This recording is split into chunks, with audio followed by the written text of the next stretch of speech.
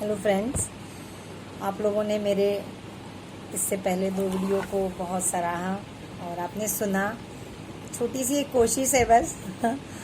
स्कूलों में काफ़ी बोला है तो मैंने सोचा चलो मेरे सारे बच्चे बड़ों सभी के लिए है। बच्चों के लिए भी मैंने कुछ सोचा हुआ है, बहुत जल्दी ले आऊँगी। वैसे आप मेरी वीडियो को बच्चों को भी दिखा सकते हैं। तो मैं आज इसी तरह से एक और लेके आई हूँ। क्या होता है, रोज़मर्रा की ज़िंदगी में कुछ ना कुछ घटन होता रहता है। तो आज का जो मेरा टॉपिक है, अपने को कभी किसी से कम ना समझें।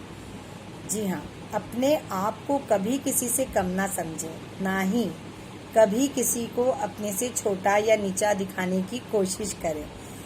आप भी वो सब कुछ कर सकते हैं, खुले आसमान में उड़ सकते हैं।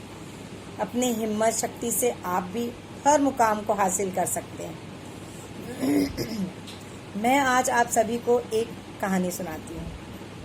नमस्ते दोस्तों और मेरे प्यारे बच्चों, आप मेरे इस वीडियो को ज़रूर देखें और इस कहानी को ध्यान से सुनें। इस कहानी को सुनने के बाद आप लोग अपने अंदर कमियां निकालना बंद कर दोगे और दूसरों में भी कमियां निकालना, जो हम निकालते रहते हैं कि अरे इसका तो ऐसा है वैसा है।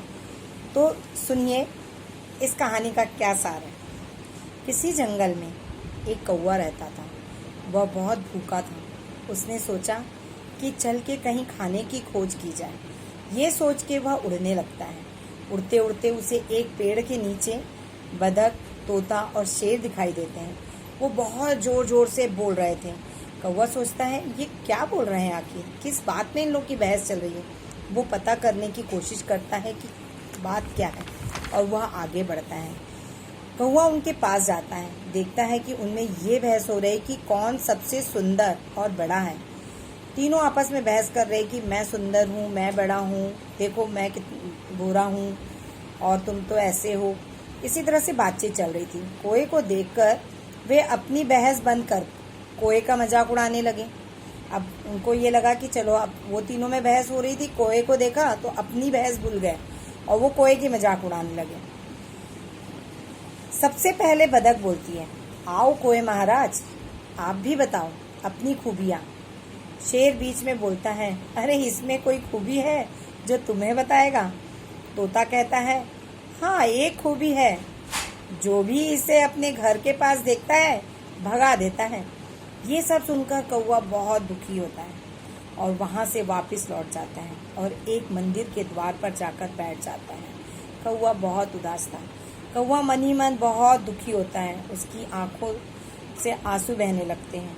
तभी उसके सामने भगवान प्रकट होते हैं और कहते हैं, कोए क्या हुआ, तुम क्यों दुखी हो।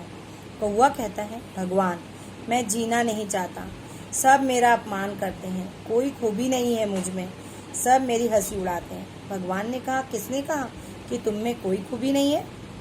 कोए ने सब बात भगवान को बताई।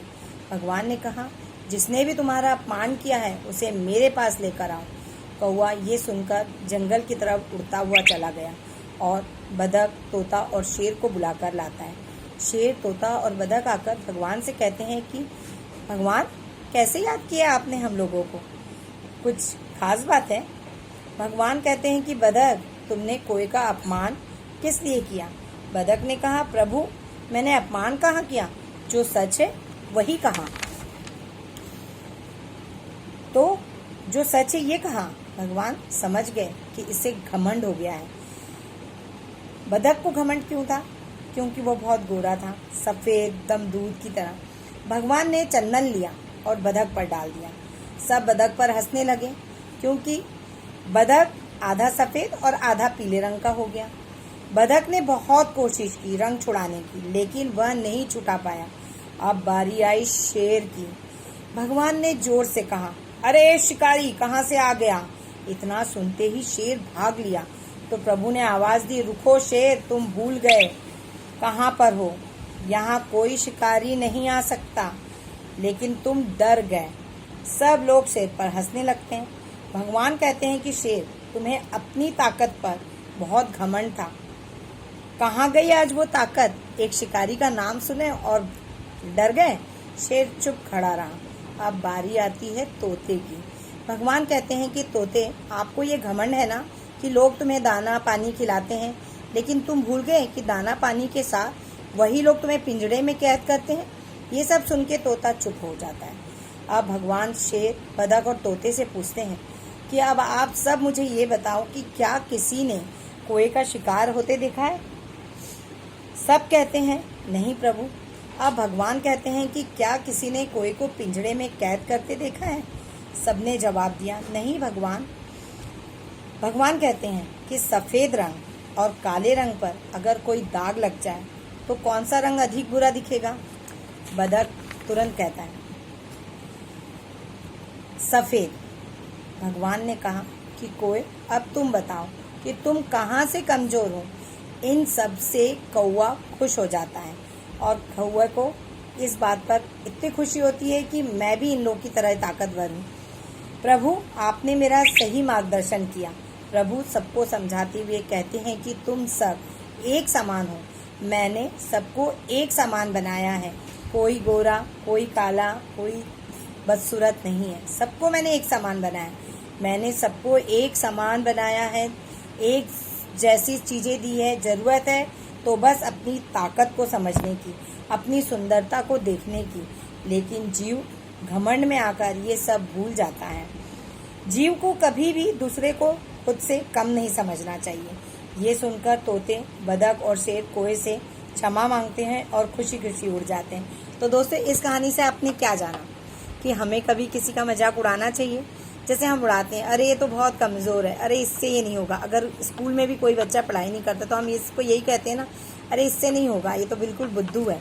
तो ये चीज़ें हमें नहीं करना है। हमें उनका हमेशा उनमें ये मोटिवेट करना है। हमको उनको ये हिम्मत देना है कि नहीं, तुम भी हर वो काम कर सकते हो। तुम्हारे पास भी 2 हाथ हैं, तुम्हारे पास भी 2 आँख हैं, तुम्हारे पास भी मुंह है, 2 कान हैं, 2 पैर हैं और सोचने के लिए इतना बड़ा मस्तिष्क है। तो फिर देर किस बात की? इस कहानी को सुनिए और अपने अंदर खामियां ढूंढना भूल जाइए और दूसरों के अंदर की भी खामियां ढूंढना भूल जाइए। जो है उसे स्वीकार कीजिए और खुशी खुशी जीना है। तो आप मेरे इस वीडियो को ज़रूर देखें, लाइक करें, सब्सक्राइब करें और इसी तरह से और अच्छे अच्छे वीडियोस मैं आप लोगों के सामने ले आऊँगी। Thank you, bye bye.